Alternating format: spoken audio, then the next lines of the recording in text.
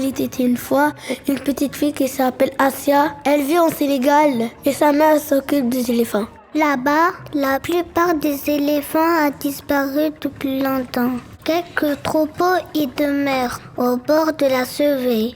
La famille d'Asia est là pour ça. Les aider en prenant soin d'eux. Dans le parc national du Niokolo-Koba, au sud du Sénégal. Tout à l'est de la Gambie. Proche des frontières de la Guinée. Le père d'Asia décide de partir à l'aventure pour quelque temps en direction du Maroc.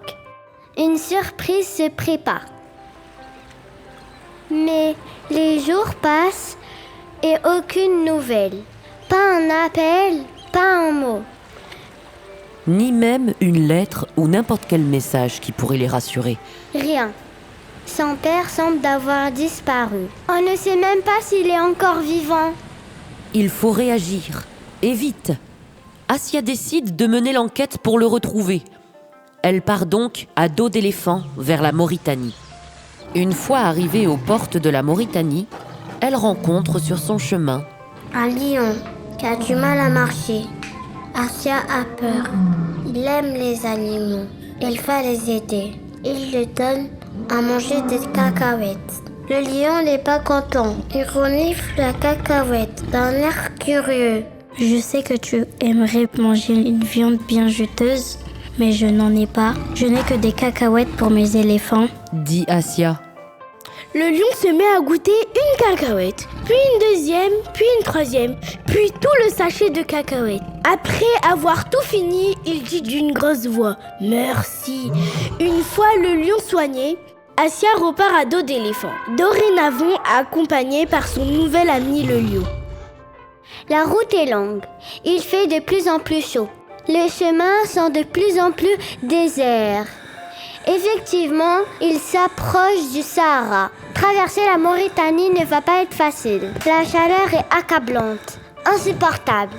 Les animaux n'en peuvent plus. Il faut trouver une solution plus vite, avant de finir cuit, comme des poulets au barbecue. Asia propose de passer par la mer en prenant un bateau plutôt que de traverser le Sahara à pied. Asia paye son billet avec son argent de poche, mais malheureusement, ni le lion ni l'éléphant ne peuvent monter sur l'embarcation. Il la laisse poursuivre seule son trajet. C'est au port de l'amitié de Nouakchott que leurs routes se séparent. Sur le bateau, les vagues sont fortes. Le vent souffle dans ses cheveux. Asia regarde défiler la côte. Après plusieurs heures de bateau, Asia elle arrive enfin au port de Tarfaya, au Maroc. Elle repense à ses amis. Elle se sent seule. Elle ne sait plus où aller. Un sentiment de tristesse l'envahit.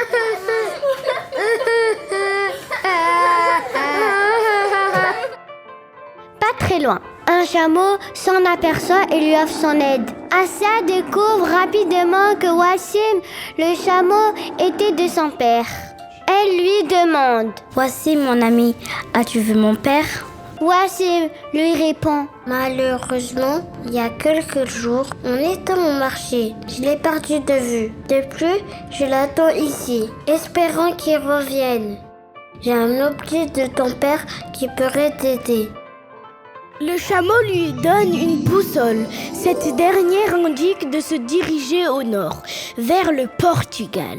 Asia réalise que c'est une boussole magique avec des bras, des yeux, un nez, sachant parler et qui sait très bien où trouver le père d'Asia. Elles partent ensemble en montgolfière, tout droit en avant vers le Portugal. Asia, elle retrouve l'espoir. Elle sait que son père n'est pas loin. Elle le sent au plus profond de son cœur. La montgolfière y dépose à Lisbonne, mais comme par miracle, juste devant Alfossou, le père d'Asia. « Papa !» cria Asia. « Te voilà! J'étais en quête !» « Ma fille, ce monde est dangereux. » Et il arrive que l'on se perde quand on cherche de belles choses. J'ai trouvé la surprise que je voulais te faire. Mais trop gourmand, j'ai continué la route pour en trouver plus encore.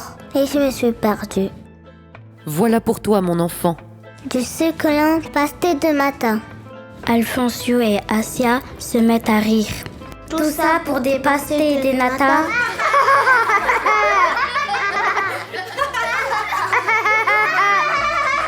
Ils se racontent leur aventure en mangeant ces délicieuses pâtisseries, un emblème du Portugal.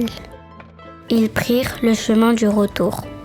Une fois rentrés chez eux, Assia et son père firent heureux de retrouver toute la famille et les animaux et reprirent un quotidien paisible et joyeux.